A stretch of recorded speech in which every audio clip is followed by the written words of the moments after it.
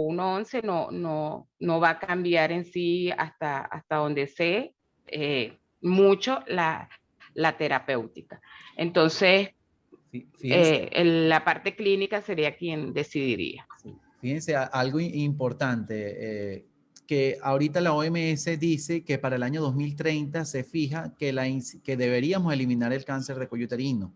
Y está la famosa estrategia 90-70-90, 90% de población vacunada con 70% de screening y 90% de personas tratadas con enfermedad premaligna o preinvasiva y cáncer de cuello uterino. ¿Qué pasa? Nosotros no podemos adoptar las estrategias que están haciendo países desarrollados que ya tienen más de 20 años haciendo vacunas. Hay que individualizar y cada país está individualizando su estrategia y adoptándola para su mejor forma. Yo hablo siempre y trato de fomentar la vacuna contra el VPH, pero nosotros no vamos a eliminar el cáncer de cuello uterino si dejamos de hacer screening, si dejamos de hacer pesquisa, ya sea por tipificación o por citología.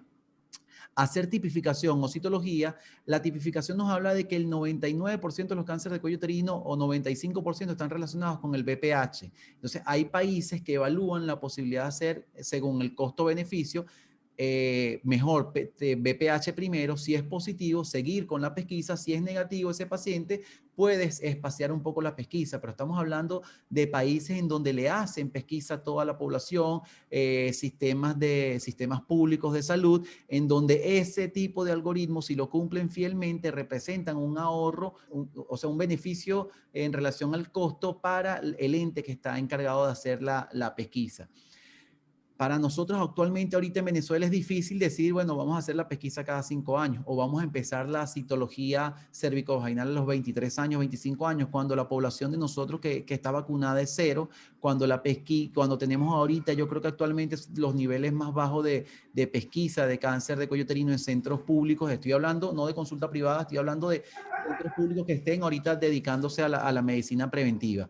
Yo creo que cada país o cada país tiene que adecuar la estrategia de cómo va a eliminar el cáncer de cuello uterino de acuerdo a la mejor forma. Yo creo que nosotros en Venezuela tenemos que seguir estimulando la pesquisa, que es lo que tenemos a la mano, la citología cervicovaginal, recomendar la vacuna contra el VPH y muy importante, y es la más económica, la educación sexual a la población vulnerable, adultos jóvenes y adolescentes.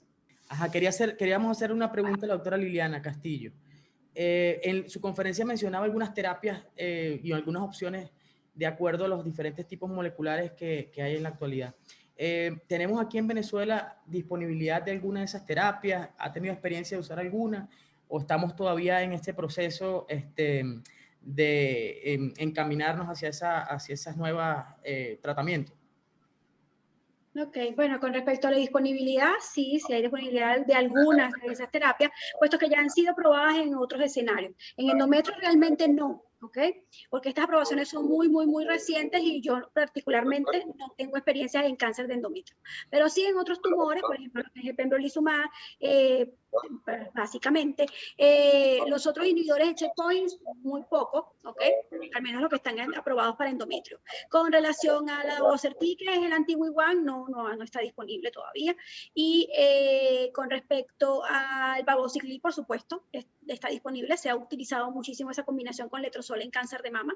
El problema son los costos, ¿ok? Pero esperemos que las situaciones mejoren. Chévere, gracias, doctor. El anti-HER2, por supuesto. Todos hemos usado trastuzumab. Sí.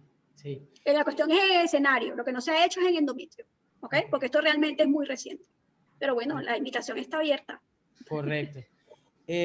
Creo que todos sabemos que los movimientos, tanto a favor de vacunas como en contra, en esta actualidad que estamos viendo por la pandemia, que no es este tema, ha creado mucha polémica y eso no escapa de lo que ocurrió en su momento con la vacuna del VPH. Incluso en el chat nos comentaban o nos hacían preguntas al respecto de cuáles eran los argumentos que habían sucedido, que nombró el doctor Ronald, en cuanto a no adaptar la vacuna, sobre todo en Colombia y en algunos países de Sudamérica. ¿Qué había pasado o qué abogan esas personas en contra de no realizar la vacuna? ¿Y qué nos puedes recomendar, Ronald, acerca de esto? ¿Qué recomiendas tú? Esta vacuna se las ha visto complicada porque yo creo que toda la patología, el VPH, está siempre involucrada a tabúes. De hecho, no solo Venezuela, sino países también como en África, hay padres que no querían llevar a sus hijos a vacunar contra el VPH porque creían que era un permiso para una sexualidad libre, para tener sexo sin protección y nada que ver. El VPH, la vacuna contra el VPH se ha demostrado que es una vacuna tan segura como otras vacunas que nosotros podemos utilizar ahorita y que existan. Sin embargo, bueno, tenemos que nosotros, los profesionales de salud, tratar de estudiar bien, investigar eso, ver cuáles son los estudios que respaldan la eficacia de esta vacuna y empezar a recomendarlas a nuestros pacientes. Incluso a hablar ante los entes gubernamentales para empezar a plantear un programa de pesquisa serio que involucre vacuna, que involucre otra vez restablecer los centros de pesquisa y, como les dije, la más económica y más importante, la educación sexual de la población vulnerable. Ronald, y respecto a este mismo tema, ¿tú crees que una de las preguntas que nos hacían era, a partir de la segunda dosis, estas pacientes o las pacientes que reciben esta inmunización, ¿cuándo pueden o cuándo se considera que ya adoptan la inmunidad de la vacuna? Y si recibes una vacuna, por ejemplo la tetravalente, luego podrías continuar el esquema con otra vacuna como la nonavalente, o deberías hacer otro esquema nuevamente. Sí, bueno, son dos preguntas un poco. La primera es un poco compleja porque eso todavía está en estudio. Se habla de que hay un periodo entre 6 meses a 3 años en donde la persona cree anticuerpos y esté protegida contra los subtipos de VPH. Por eso se recomienda su aplicación a los 9 años y 11 años, pensando o calculando de que inicie una actividad sexual entre 15 y 16 años de edad. Pero todavía el intervalo de tiempo en donde la vacuna ya está efectiva y tiene protección en la paciente, se habla de que después de 6 meses ya hay una protección. También es importante aclarar, porque otra duda que existe, si se debe hacer un refuerzo a los 5 años, a los 10 años. La mayoría de los estudios indican que hay 9 años de protección, pero todavía ese intervalo entre una dosis u otra no está bien definido. ¿Qué pasa? Si tú tienes una paciente que se vacunó a los 12 años, a los 13 años, si se protege por 10 a 14 años contra la infección por VPH, que esa es la etapa más vulnerable en donde con mayor frecuencia adquieren la infección por VPH, ya esa paciente va a pasar como el periodo de riesgo y el efecto protector contra el cáncer de cuello uterino, que es el objetivo final de esta vacunación, lo va a seguir teniendo. Otra de las preguntas que me hiciste, si podíamos utilizar una vacuna u otra, todavía no hay suficientes estudios con esta combinación de vacunas. Sin embargo, lo que se recomienda es que si una paciente se vacunó una dosis o un esquema incompleto con tetravalente o con bivalente y se colocó la nonavalente, que empiece el esquema como que si no hubiese tenido ningún tipo de vacuna anteriormente. Sin embargo, se ha demostrado que ya solamente con una dosis de la vacuna, ya la persona o ya el paciente va a estar protegido contra, o sea, hay un factor protector bien importante contra el VPH. Usualmente se utilizaba el esquema de 2 dosis para las personas menores de 15 años que no habían tenido actividad sexual, y de entre los 15 años y 26 años de edad empieza a utilizarse el esquema de 3 dosis.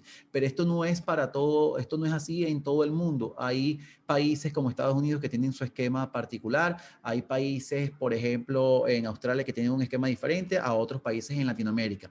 Por ejemplo, la CDC en Estados Unidos en el 2019 dijo que las pacientes entre 26 años y 45 años de edad deben individualizarse los casos, pero esto no es algo que debamos adoptar todos los países, y ellos lo dicen muy claro. ¿Qué pasa? Si nosotros tenemos una población que estamos vacunando hasta los 26 años, la inversión para vacunar a los pacientes entre 26 y 45 años prácticamente es el doble, y la efectividad de la vacuna no es la misma. Como bien sabemos, si la paciente ya ha tenido actividad sexual previa, la vacuna no cura la enfermedad, sino que es preventiva. Entonces, se va a hacer un doble gasto de inversión con una efectividad que va a ser mejor.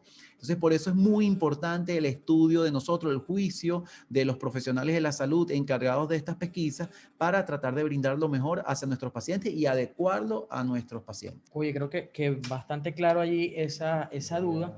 Ya estamos casi finalizando esta excelente jornada de IBEGO, de aniversario.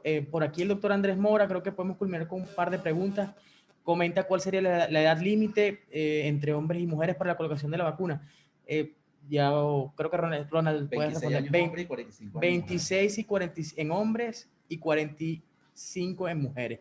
Incluso en la actualidad hay trabajos incluso de otros usos de la vacuna y estudios que reportan hasta como tratamiento en algunas lesiones de cuello uterino, todos estos experimentales, no definitivos, pero con respecto a la edad límite, pues ahí también tenemos un dato. Muchas gracias nuevamente, Ibego, por esta excelente jornada. Gracias a la doctora Liliana por siempre sus excelentes ponencias, la doctora Cobos por acompañarnos y Ronald, bueno, siempre gracias por tu invitación y por contar conmigo. Puedes contar conmigo siempre en tu equipo. Bueno, muchas gracias, Eliezer, por esas palabras. De verdad que tuvimos un quórum de lujo. Aquí el doctor Fernando Hidalgo nos comenta que el gran problema de la vacuna es su costo para aplicarlo a gran escala. Es totalmente cierto. Por eso es que nosotros tenemos que ser defensores de nuestros pacientes y tratar de que se incluyan en los esquemas de vacunas públicos para de verdad tener un real impacto en la incidencia de cáncer de cuello uterino. Bueno, muchísimas gracias. Nos pasamos un poco del tiempo. Los espero de vuelta en un próximo episodio. Varias personas de las que están conectadas ahorita como participantes